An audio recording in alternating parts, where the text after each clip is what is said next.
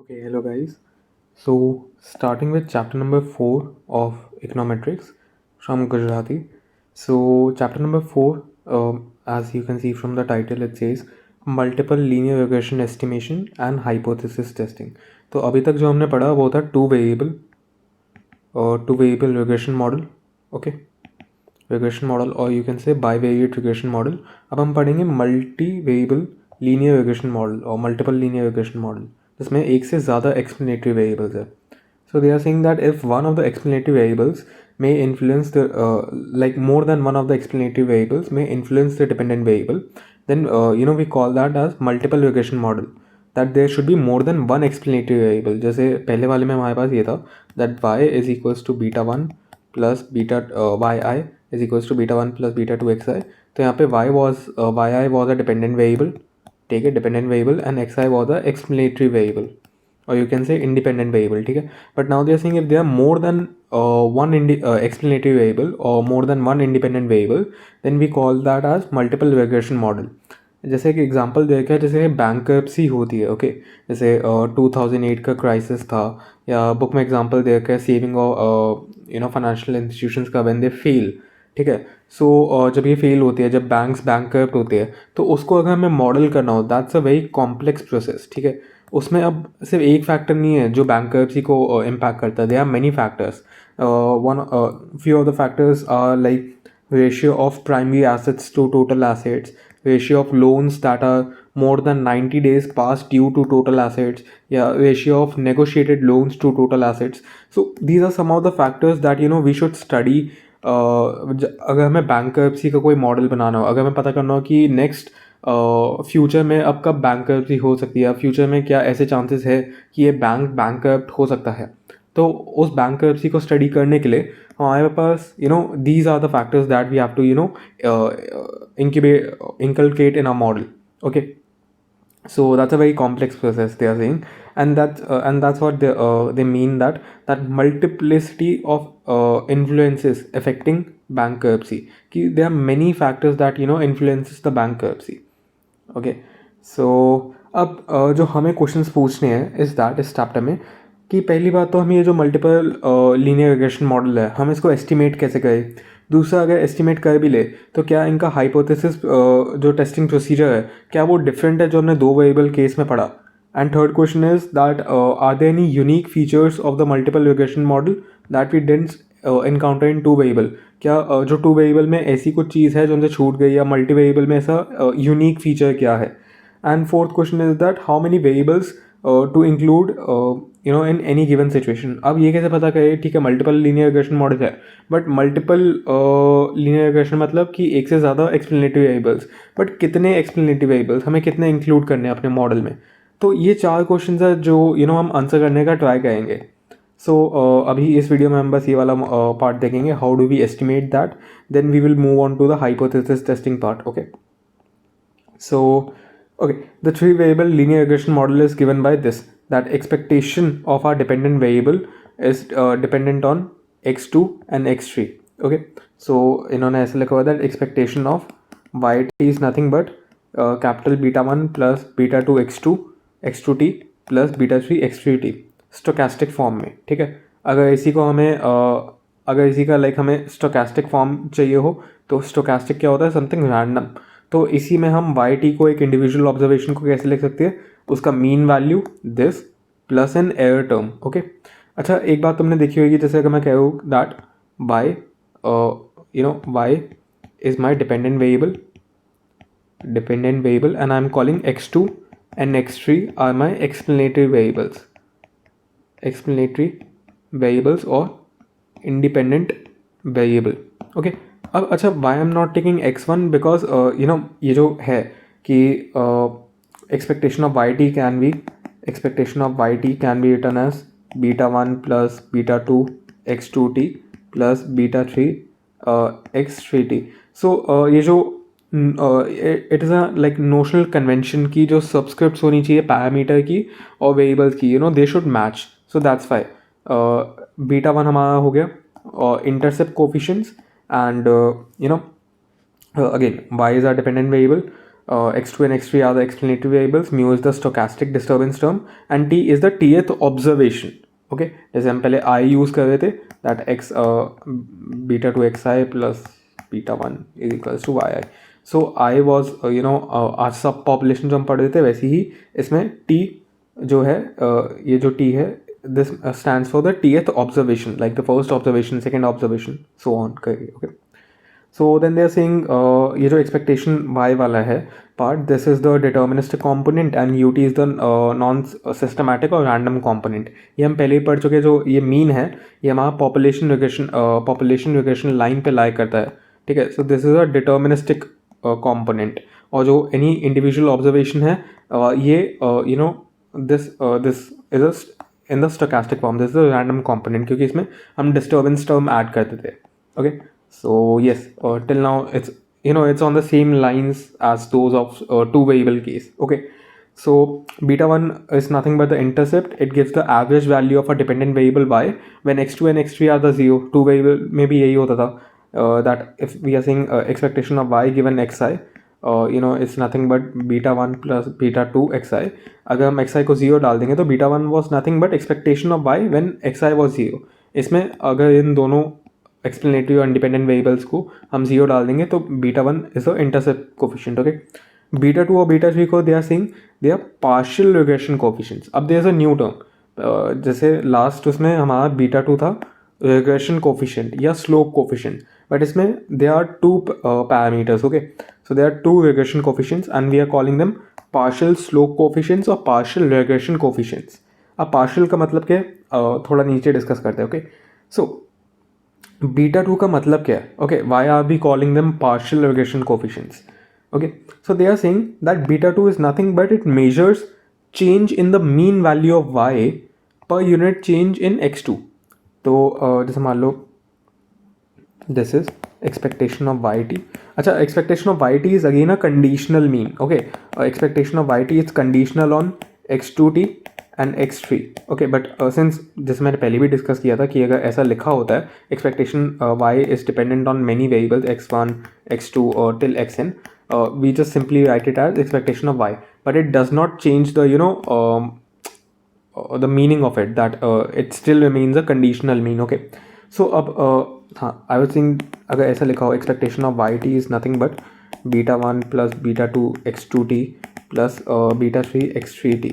अब since y is dependent on x2 and x3, तो अगर हम इसको पार्शली डिफरेंशिएट करें x2 के हिसाब से, ठीक है, if we partially differentiate expectation of yt with respect to x2, then it gives us beta 2. So beta 2 is nothing but it measures the change in mean value of y per unit change in x2. कि अगर हम x2 को एक unit से बढ़ाते हैं तो मेरा एवरेज वैल्यू EY, ठीक है, एक्सपेक्टेशन ऑफ y कितने से चेंज होता है, holding the value of x3 constant. This is the important part कि अगर हम beta 2 क्या कर रहे हैं, मेजर चेंज मेजर कर रहे हैं एवरेज वैल्यू ऑफ y में, अगर हम x2 को चेंज करते हैं, बट इसके लिए दिस इज इंपॉर्टेंट कि हम x3 को कांस्टेंट रखें. ठीक है, एंड beta 3 का like wise it measures the change in mean value of y, that is expectation of y per unit change in x3. यहाँ पे हम x2 को कांस्टेंट रखेंगे. ठीक है, सो दो वेरिएबल में there were no worries about the other explanatory variables, but तीन वेरिएबल केस में it is important for us because what part of change in average value of y can be attributed to x2 and x3.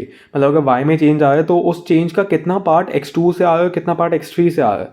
So that's something important we should consider, जबकि दो variable में ऐसा कोई दिक्कत हमारा था नहीं.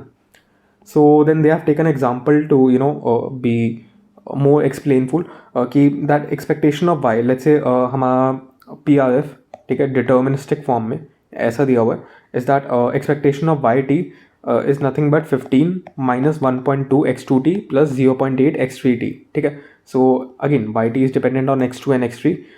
15 is nothing but capital beta 1, minus 1.2 is nothing but beta 2 की वैल्यू है minus 1.2 एंड beta 3 की वैल्यू है 0.8, अगर तुम ऊपर वाली इक्वेशन से कंपेयर करोगे.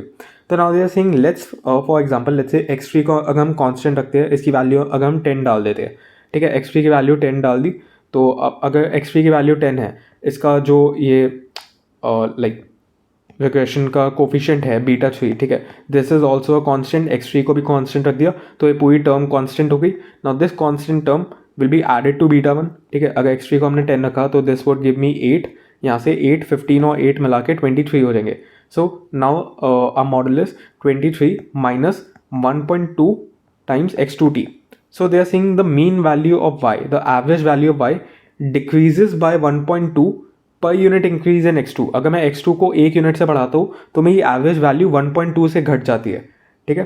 And then they are saying अगर हम x2 को कांस्टेंट रखें, अगर हम x2 को 5 रखें, ठीक है, अगर हम यहाँ पे अगर x2 5 रख दोगे, सो दिस वाज 1.2 इंटू 5 6 हो जाएगा, तो 15 माइनस 6 वुड बी 9। ओके, या आई थिंक यहाँ पे मैंने गलत लिख दी। ओके ओके, यही होगा ना, हाँ, 15 minus 6 would be 9। Okay, so then they are saying ignore this. Okay, so then they're saying expectation of y is nothing but 9 plus 0.8 x3t.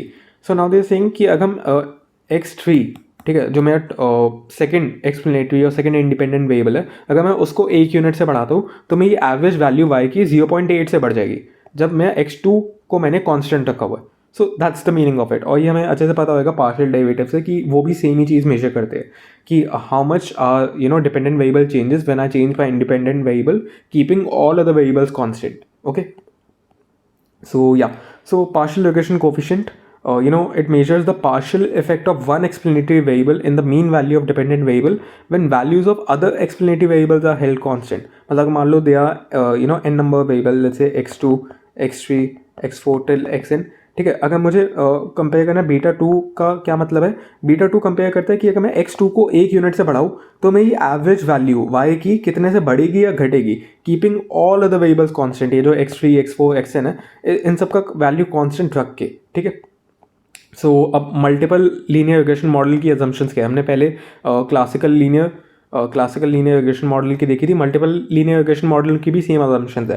पहली assumption is simple, that regression model should be linear in parameters, हमें पहले भी discuss कर चुके हैं कि linearity in parameters is my concern, ठीक है। मैं कोई भी रिग्रेशन मॉडल पैरामीटर्स में लीनियर होना चाहिए, दैट इज बीटा 2, बीटा 3 और बीटा 1, इन सब की पावर 1 होनी चाहिए, ठीक है। And then they are saying that x2 and x3 are uncorrelated with the disturbance term mu. और हमने पहले भी पढ़ा था कि जो टू वेरिएबल केस में एक्स आई और म्यू आई आपस में अनकोरिलेटेड होनी चाहिए, इन दोनों के बीच में कोई रिलेशन नहीं होना चाहिए, ठीक है। So second assumption is same as this कि x2 और x3 दोनों म्यू डिस्टर्बेंस टर्म से अनकोरिलेटेड होने चाहिए। Third assumption is same as the classical linear regression model की कि जो एरर टर्म का मीन है, that is expectation of mu I, it should be 0, ठीक है। Fourth is nothing but homoscedasticity कि variance of mu is constant, variance of mu I is constant, ठीक है, sigma square. And then they are saying no auto correlation, मतलब कि दो error terms में कोई रिलेशन नहीं होना चाहिए। हमने पहले भी डिस्कस किया था। इसका मतलब ये होता है कि अगर एक एरर टर्म मेरी ऑब्जर्वेबल है तो मैं उसको देख के दूसरी एरर टर्म प्रिडिक्ट ना कर सकूँ। मतलब ऐसा नहीं होना चाहिए कि इन दोनों में पॉजिटिव एंड नेगेटिव रिलेशन हो। ऐसा ना हो कि अगर एक एरर टर्म लाइन के ऊपर है तो दूसरी भी लाइन के ऊपर होगी, या अगर एक अगर लाइन के ऊपर है तो दूसरी लाइन के नीचे होगी। इन दोनों में कोई रिलेशन नहीं होना चाहिए। It should be completely random. Okay, so that's what they are saying, that no autocorrelation between two error terms. Now, this is a new assumption. This is the assumption of no multicollinearity.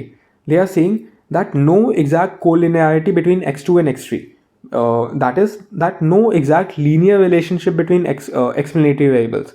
ठीक है, this is the new assumption. We will discuss it नीचे थोड़ा। और seventh assumption इसकी same कि जो हमारा error term है that follows normal distribution with mean 0 and variance sigma square. Okay, अब ये जो नई असम्पशन है that is assumption of no multicollinearity. इसका मतलब क्या होता है? नो परफेक्ट कोलिनियरिटी मीन्स कि हम x2 को ना x3 का एज अ लीनियर फंक्शन नहीं लिख सकते। We cannot represent x2, it cannot be expressed as a linear function of x3। एक एग्जांपल लेते हैं, जैसे x2t को मैंने यहाँ पे एक x3 का लीनियर फंक्शन रिप्रेजेंट किया हुआ है। अब इससे प्रॉब्लम क्या आती है, क्यों नहीं होना चाहिए ये समझते हैं। Two variables are collinear, these two variables are collinear, मतलब there is a exact relationship between two variables. तुम देख सकते हो यहाँ पे एग्जैक्ट रिलेशनशिप है that x2t is equals to 3 + 2 times x3t, ठीक है। So there is a linear relationship, there is a constant slope and इन दोनों की पावर 1 है, ठीक है। That's what it means by having a linear relationship. Okay, so this assumption says it should not be there. Assumptions of no multicollinearity says कि हम ऐसा नहीं हो सकता कि हम इन एक्सप्लेनेटरी वेरिएबल्स को एक दूसरे के लीनियर फॉर्मेट में लिख सके। अब क्यों नहीं लिख सकते, ठीक है। अच्छा मान लो अगर x2 ऐसे लिखा होता है, x2 is nothing but 4 times x3, ठीक है, मैंने इसको एक लीनियर फॉर्मेट में लिख दिया, ओके। अब इससे दिक्कत क्या आती है, जैसे एक्सपेक्टेशन ऑफ वाई टी का क्या फॉर्मूला था, β1 प्लस β2 x2t प्लस β3 x3t। अगर मैं इस चीज़ को अब इसमें सब्सिट्यूट कर सकूँ, अगर मैं एक एक्सप्लेनेटरी वेरिएबल को दूसरे के लीनियर फंक्शन में लिख सकता हूँ, तो अब मैं इसको यहाँ पर सब्सिट्यूट कर देता हूँ, ठीक है। x2 को मैं 4 टाइम्स x3 डाल देता हूँ। अब अगर मैं 4 टाइम्स x3 डालूंगा तो अब तुम देखो x3t कॉमन आ जाएगा एंड इसके साथ टर्म क्या बचेगी, 4 टाइम्स β2 प्लस β3, ठीक है। अब ये β2 भी कांस्टेंट है, β3 भी कांस्टेंट है, 4 भी कांस्टेंट है, तो ये टर्म अपने आप में कांस्टेंट हो गई। Let me denoted by a, ठीक है। अब तुम देखो अगर मैं एक वेरिएबल को दूसरे वेरिएबल का लीनियर फंक्शन लिख सकता हूँ, तो ये जो मेरा मल्टीपल लीनियर रिग्रेशन मॉडल है, ये तो एक टू वेरिएबल मॉडल बन गया ना। अगर मान लो x2 और x3 मेरे पास दो वेरिएबल्स थे, दो एक्सप्लेनेटिव वेरिएबल्स थे, अगर मैं एक को दूसरे का लीनियर फंक्शन लिख सकता हूँ, तो एट दिन आते आते ये मैं मल्टीपल लीनियर रिग्रेशन मॉडल कहाँ बचा, ये तो वापस टू वेरिएबल मॉडल ही आ गया कि अब तुम देखो y t is only dependent on x3, ठीक है, a is nothing but a constant, β1 is nothing but a constant. और एक और दिक्कत है कि अगर मान लो ऐसा हो भी गया, चलो ठीक है, मुझे इससे कोई दिक्कत नहीं है टू वेरिएबल फॉर्मेट में, बट तब भी मैं β2 और β3 फाइंड ही नहीं कर सकता। अब तुम कहोगे ये कैसे, कि अगर मैंने एक एक्सप्लेनेटिव वेरिएबल को दूसरे के लीनियर फंक्शन में लिखा, then how does it pose a problem for me कि मैं β2 और β3 एस्टिमेट नहीं कर सकता। क्योंकि ये देखो अगर मैं कह रहा हूँ मैं a is nothing but 4 times β2 plus β3, ठीक है, we can get estimated for a, हम a का तो एस्टिमेट ला सकते हैं, क्योंकि टू वेरिएबल मॉडल में मुझे पता है कि मैं β1 और β2 का एस्टिमेट तो लाता ही था। तो अगर अब मैं इसको as a two variable model मानूँ कि β1 इज समथिंग एंड a को मान लो मैं थोड़े टाइम के लिए β2 मान लेता हूँ xi से कंपेयर करके, ठीक है, तो मैं β2 का एस्टिमेट तो ला सकता था, तो मैं a को भी एस्टिमेट कर सकता हूँ। तो दिक्कत क्या है, तो दिक्कत ये है कि अगर तुम a का एस्टिमेट ले भी आए तब भी you can not get individual estimates for β2 and β3, क्योंकि हमारे पास बस एक सिंगल इक्वेशन है दो अननोन पे। क्योंकि इमेजिन अगर मान लो जैसे मान लो a का एस्टिमेट मैं ले आया, a इज नथिंग बट 10, तो I am saying that 10 is equals to 4 times β2 plus β3। अब β2 और β3 की बहुत सारी वैल्यूज है जो इसको सेटिस्फाई कर सकती है, ठीक है, it's a straight line, okay. So that's what they are saying कि अभी भी बस हमारे पास सिंगल इक्वेशन है दो अननोन्स में, we need two independent equations to get unique estimate for β2 and β3। that's the problem. So that's why we cannot assess the individual effect of x2 and x3 on y। अगर हम β2 और β3 का estimate ला ही नहीं सकते, तो हम जो इंडिविजुअल इफेक्ट है दोनों एक्सप्लेनेटरी वेरिएबल्स का y पे, हम उसको इम्पैक्ट मतलब उसको स्टडी ही नहीं कर सकते। अगर मुझे β2 और β3 पता ही नहीं है कि क्या हो सकते हैं, तो क्या तुम बता सकते हो कि अगर मैं x2 चेंज करूँ तो एवरेज वैल्यू ऑफ y कितनी चेंज होगी, या अगर मैं x3 चेंज करूँ तो एवरेज वैल्यू ऑफ y कितनी चेंज होगी, तुम नहीं बता सकते, ठीक है। तो you can not study the individual effect of these explanatory variables on y, and this is all because क्योंकि मैं एक वेरिएबल को दूसरे का लीनियर फंक्शन ले सकता हूँ।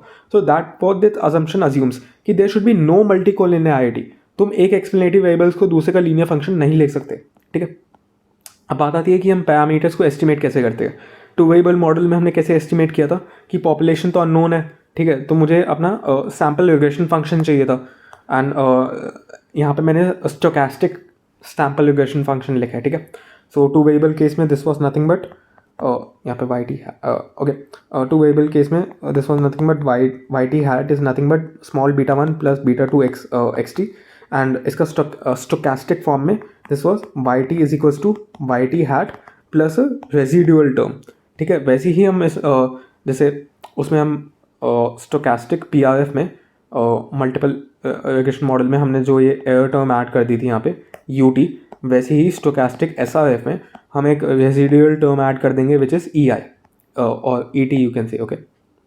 सो now this is a deterministic S R F that small β1 plus β2 x2t plus small β3 x3t plus a residual term where small β1, β2 and β3 are the estimators for population coefficients. Small β1 capital β1 का, small β2 capital β2 का, and small β3 capital β3 का।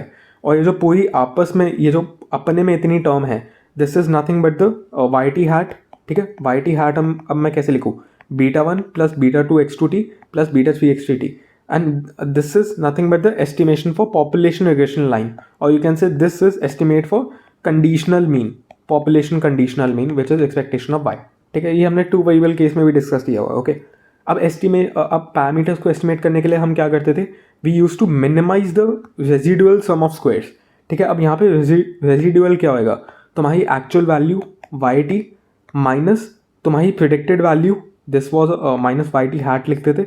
अब Y T hat यहाँ पे क्या है, अब since हम दो एक्सप्लेनेटिव वेरिएबल्स को स्टडी कर रहे हैं, तो this is something of a concern, that beta minus beta one minus beta two x two T minus beta three X two T, ठीक है। अब हमें अगेन इसको मिनिमाइज करना है, इस टर्म को, this was nothing but residual sum of squares, okay. So this can be written as this.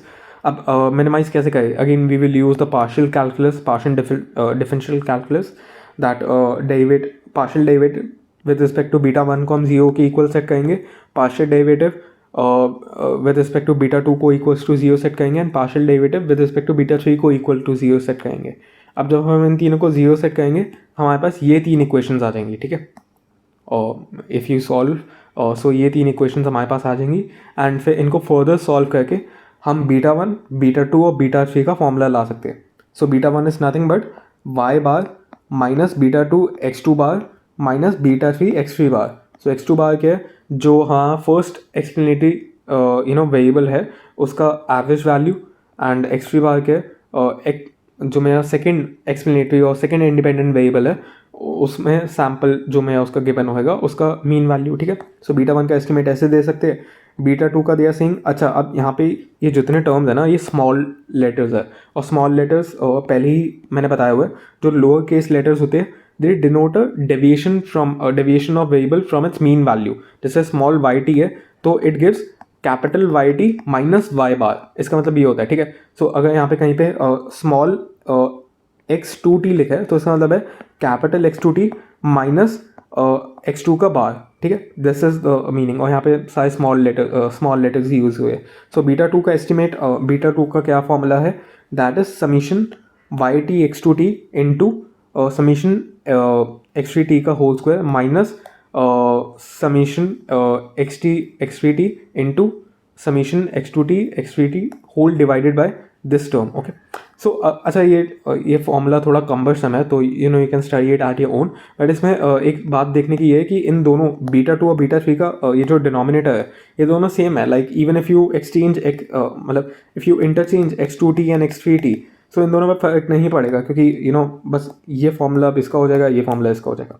So that's what they are saying, okay. So अब बात आती है कि जब हमने टू वेरिएबल केस में भी, जैसे हमने बीटा वन का फॉर्मूला देखा था, बीटा टू का फॉर्मूला देखा था, बट हमने ये कहा था कि ये जो बीटा वन और बीटा टू है ना, तो सैम्पल टू सैम्पल डिफर करेंगे। तो हमारे पास कोई सैम्पल है, मेरे पास कोई सैम्पल है, हम दोनों की अलग वैल्यूज आएंगी बीटा वन और बीटा टू की। So that's what they are saying कि अगर मल्टीपल रिग्रेशन मॉडल भी है, तो ये जो अब तीन बीटाज है, ठीक है, small beta one, small beta two, small beta three, तो ये तुम्हारे लिए अलग है, मेरे लिए अलग है, तो इनका कोई वेरिएंस और इनका कोई स्टैंडर्ड एरर भी होना चाहिए, जो हमने पहले भी देखा था। अब स्टैंडर्ड एरर वेरिएंस क्यों इंपॉर्टेंट थे, ये इंपॉर्टेंट थे क्योंकि इन्होंने हमें हेल्प की थी कि हम कॉन्फिडेंस इंटरवल फाइंड कर पाए ट्रू पैरामीटर वैल्यू का, और दूसरा हम टेस्ट ऑफ सिग्निफिकेंस परफॉर्म कर पाए, like to test the statistical hypothesis. इसलिए standard error of variance important है। So variance of beta one is given by sigma square into one by n plus x two bar का whole square into x three T का summation x three T का square plus x three bar का whole square into x two t का whole square का summation minus two x two bar x three bar into summation x two t x three t whole divided by x two t का whole square into x three T का whole square summation में, and then summation x two t x three T का पूरे का whole square, okay. So this is again you can if I watch it from the book, and yes, so variance of beta 1 is given by this formula. Standard error is nothing but under root of variance, and variance of beta 2 is nothing but this, and variance of beta 3 is nothing but this, okay। अब इसमें भी तुम देखो इन दोनों का denominator same है, variance of beta 2 और beta 3 का, ठीक है, एंड बस ऊपर में अलग है। वेरिएंस ऑफ बीटा 2 में दिस इज ये देता है समीशन एक्स थ्री टी का whole square, like again this is small X three T, ठीक है। ये जितने भी यहाँ पे लिखे हुए these are all small letters, और स्मॉल लेटर्स डिटरमाइन करते हैं वेरिएबल की deviation from its mean value, ठीक है। सो कभी लाइक बहुत ध्यान रखना कि यहाँ पे ये कैपिटल एक्स टू बार है, बट बाकी जगह ये जो समीशंस के अंदर है this is in forms of deviation, okay. So yes, and sigma square ये जो यहाँ पे हर जगह यूज़ हो रहा है, सिग्मा स्क्वायर यहाँ पे this is nothing but the homostatic variance, जो कि हमारी अजम्पशन में है कि this is nothing but the variance of an error term. Okay, so अब दे आर सेइंग कि अगेन हम पॉपुलेशन को तो जानते ही नहीं ना, तो हम इस एयर टर्म को कैसे एस्टिमेट कर सकते हैं. टू वेरिएबल केस में हम एयर टर्म को कैसे एस्टिमेट करते थे, sum of squares of residual. ठीक है, residual sum of squares divided by n-2. अब n-2 क्यों, 2 डिग्रीज ऑफ फ्रीडम लूज क्यों करते थे हम, क्योंकि जब हम टू वेरिएबल केस में EI को एस्टिमेट करते थे उसके लिए हमें YT हैट चाहिए होता था. YT हैट के लिए हमें β1 और β2 पता होने चाहिए थे, तो इनको एस्टिमेट करने में हमारी 2 डिग्रीज ऑफ फ्रीडम लूज हो जाती थी. वैसे ही अब अगर हमें ET चाहिए, यहाँ पे रेसिडुअल सम ऑफ स्क्वायर्स चाहिए, तो इसके लिए हमें β1 β2 और β3 की वैल्यू चाहिए. ठीक है, अब हमें 3 पैरामीटर्स को एस्टिमेट करना है, तो that's why we lose 3 degrees of freedom. Okay, so sigma square का एस्टिमेट क्या है, same as residual sum of squares divided by n-3. Okay, and again अगर तुम एस्टिमेट सिग्मा स्क्वायर का अंडर रूट लेते हो तो this gives you a standard error of the regression model. Okay, and they are saying कि ये जो residual sum of squares है which is nothing but your actual value minus your estimated value का whole square and पूरे का summation. Then they are saying there is a shortcut to estimate it.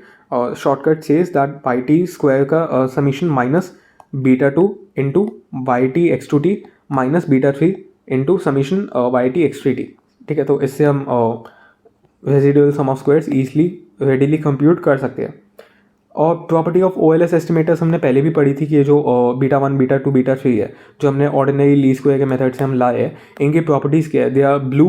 Gauss Markov theorem से हमने पढ़ा था, Gauss Markov theorem से, that they are BLUE, that they are the best linear unbiased estimators. That ये जो β1 β2 β3 है, they are the unbiased estimators. मतलब अगर हम इनकी बहुत सारी वैल्यूज़ ले, that on an average they will converge to true population parameters. ठीक है, ट्रू पॉपुलेशन पैरामीटर्स की जो वैल्यू है, अगर हम बहुत सारे सैम्पल्स लेते हैं, परफॉर्म करते हैं टेस्ट, हमने इसको देखा भी था मॉन्टे कार्लो एक्सपेरिमेंट से टू वेरिएबल केस में.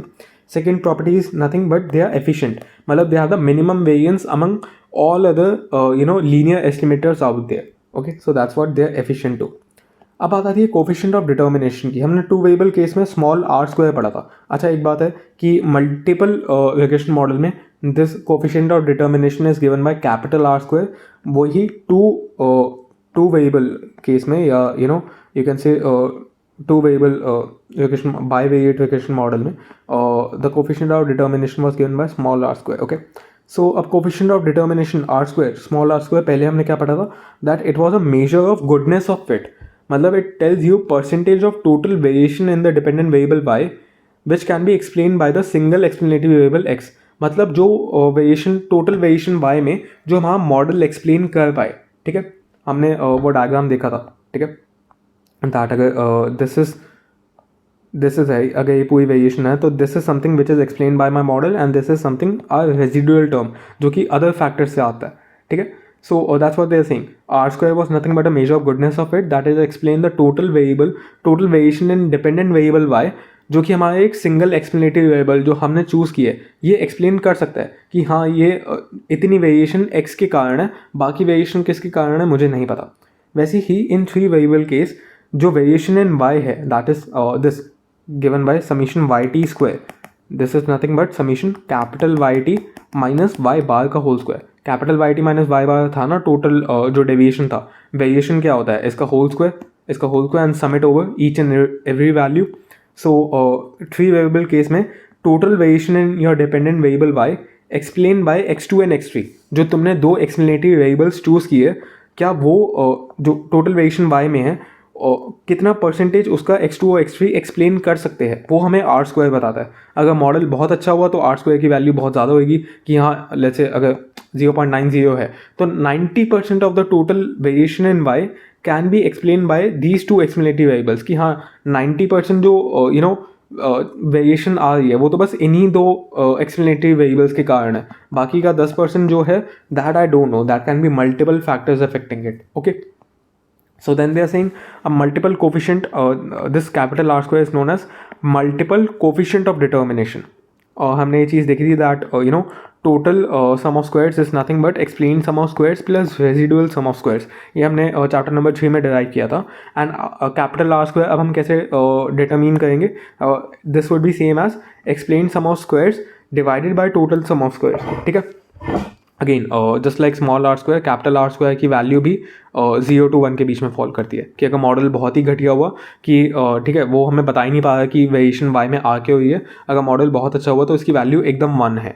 ठीक है, that entire variation y, the reason for entire variation y is nothing but x2 and x3 अगर मॉडल बहुत ही अच्छा हुआ. ओके, सो यस, सो अब इन्होंने दिया है कि ये जो एक्सप्लेन सम ऑफ स्क्वायर्स है इसको हम कैसे निकालते हैं. एक्सप्लेन सम ऑफ स्क्वायर्स का इन्होंने फॉर्मूला दिया is that beta 2 into Y T x two T plus beta 3 into Y T x three T. मतलब ये जो Y T x three T मैं बोल रहा हूँ this is with summation. Okay, yes, so this is the formula. And again यहाँ पे ये जो वैल्यूज है स्मॉल लेटर, मतलब ये स्मॉल केस है दैट यहाँ पे Y T would be capital Y T minus by bar, x2t small x2t would be capital x2t minus x2 bar. Okay, so this is the formula to calculate explain sum of squares. And r square कैसे calculate करेंगे? explain sum of squares का formula divided by total total sum of squares. Total sum of squares was nothing but yt square. Okay, so yes. And अच्छा, हमने एक और चीज़ पढ़ी थी that in the two variable case जो हम are square निकालते हैं अगर तुम इसका अंडर रूट ले लो, this gives you coefficient of correlation. Okay, correlation coefficient हमें देता था. वैसे अगर तुम यहाँ पे कैपिटल आर स्क्वायर का अंडर रूट लेते हो तो this gives you coefficient of multiple correlation. मतलब ये जो कैपिटल आर तुम्हारा है this measures the degree of linear relationship between Y and all other X combined. ठीक है, but this is not of much use in आने वाला discussion. Okay, so yes, so capital R gives you a degree of linear association between Y and all X jointly. All X variable मतलब जितने भी हम explanatory variables ले उनका joint effect और Y के बीच में जितनी लीनियर एसोसिएशन है वो ये कैपिटल आर देता है. ओके, और जैसे स्मॉल आर जो कोफिशिएंट ऑफ कोरिलेशन था वो पॉजिटिव भी हो सकता है नेगेटिव भी हो सकता है, बट जो हमारा कैपिटल आर है वो ऑलवेज पॉजिटिव होता है. Okay, so yes. Okay, so अब एक एग्जाम्पल लेते हैं एक मल्टीपल रिग्रेशन मॉडल का that is given by Y T hat is nothing but -1,336.049 plus 12.7413 x2i plus 85.7640 x3i. ठीक है, अब यहाँ पे हमारे x2i और x3i दो इंडिपेंडेंट एक्सप्लेनेटरी वेरिएबल्स है और ये जो 12.7413 है this is nothing but small beta 2 and जो 85.7640 है this is nothing but small beta 3. ठीक है, then they are seeing standard errors. अब यहाँ पे 3 पैरामीटर्स हैं बीटा 1 बीटा 2 बीटा 3, तो इन तीनों के स्टैंडर्ड एरर्स होंगे जो कि हमने ऊपर देखा. तो this is nothing but given by these parenthesis.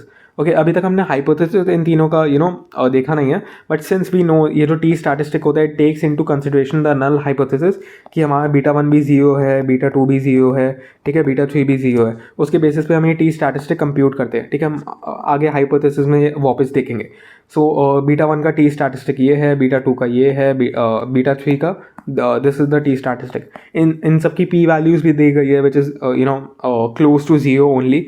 So that's what they say कि इनकी values they are significant, they are statistically significant. Okay, okay, so इस मॉडल का R square भी दे रखा है. R square is 0.8906 मतलब 89.06% of the variation in Y is explained by my model. Explained by my model का मतलब कि 89% variation सिर्फ x2 और x3 के कारण है. अब बाकी का जो बचा हुआ 11% है वो अदर फैक्टर्स है. ठीक है, अब ये जो एफ स्टैटिस्टिक है ये अभी तक हमने डिस्कस नहीं किया तो हम आगे डिस्कस करेंगे. अब ये एग्जांपल था किसका? This was nothing but the auction price of auction price of antique clock. And यहाँ पे x2 जो वेरिएबल था इंडिपेंडेंट वेरिएबल था that measures the age of the clock, and जो x3 वेरिएबल था that measures the number of bidders कि कितने सारे लोग उसको खरीदने के लिए इंटरेस्टेड है. And x2 was nothing but the age of the clock. तो अगर तुम देखो कि सिर्फ ये जो बीटा 2 है, बीटा 2 की वैल्यू क्या है मेरी 12.7413. इसका मतलब ये है कि अगर मैं नंबर ऑफ बिडर्स को कांस्टेंट रखूँ, लेट्स से जो लोग खरीदना चाहते हैं वो एंटीक क्लॉक अगर वो कांस्टेंट हो, और अगर मैं क्लॉक की एज ठीक है 1 साल बढ़ा दूँ, अगर 1 साल पुरानी वॉच हो तो उसका ये जो मीन मीन ऑक्शन प्राइस होता है वो 12.7413 पॉइंट से बढ़ जाता है, ठीक है। वैसे दे आर सेइंग कि अगर एज एंटी क्लॉक की अगर मैं एज कांस्टेंट रखूँ, मान लो एक मेरे पास वॉच है, ये 10 साल पुरानी है, ठीक है, अगर मैं इसकी एज कांस्टेंट रखूँ बट अगर मैं नंबर ऑफ बिडर्स बढ़ा दूँ, ठीक है, जैसे एक से बढ़ा दूँ मैं नंबर ऑफ बिडर्स, तो मैं ऑक्शन मीन ऑक्शन जो एवरेज ऑक्शन प्राइस है, ऑक्शन प्राइस क्लॉक का, वो कितने से चेंज होता है 85.7640. So these are the interpretations for beta 1 and beta 2. Sorry, beta 2 and beta 3. Beta 1 की अपने आप में कोई, this is the again the intercept coefficient का, this is the estimate. इसकी अपने आप में कोई economic interpretation नहीं है. So yes, that was, I think this was till I don't know, I guess till 4.6 something. Okay, so इसके बाद hypothesis वाला section पड़ेगा and we will discuss it in the next video. Thank you.